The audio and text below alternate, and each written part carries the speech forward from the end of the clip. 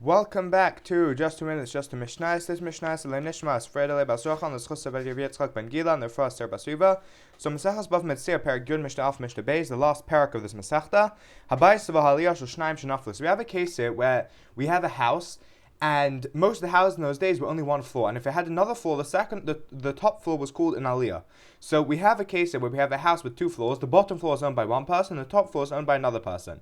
And the house collapsed. Shneim chalkim ba'etzim u'avanim u'ba'afar. V'roim elu avanim haruos leishtaber. So what do? We take the beams and the stones and the dirt, basically, which made up the house, and we divide it between the two people. V'roim elu avanim haruos leishtaber.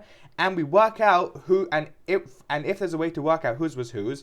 How do we do that? If the house collapsed inwards, meaning the bottom of the house, the stones on the bottom crumbled, so the whole house collapsed inwards, so then the broken stones belong to the person who lives on the bottom, and the whole stones belong to the guy who lives on top. If the house fell over to the side, then the broken stones will be the ones from the top because they had a bigger fall. So the broken ones belong to the guy who lives on top, and the whole ones belong to the guy on bottom.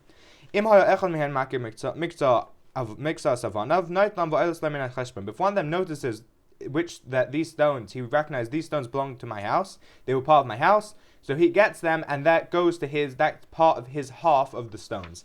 Mishnah Beis, a similar case. So we're talking about a case here where someone has a house with two floors and he's renting out the top floor to someone else.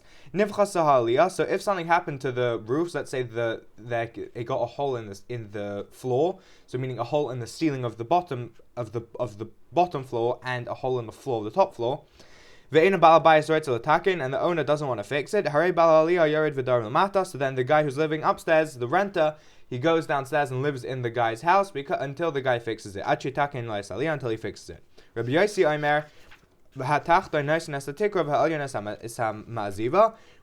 holds that the guy who owns the house, he only has to cover up the hole.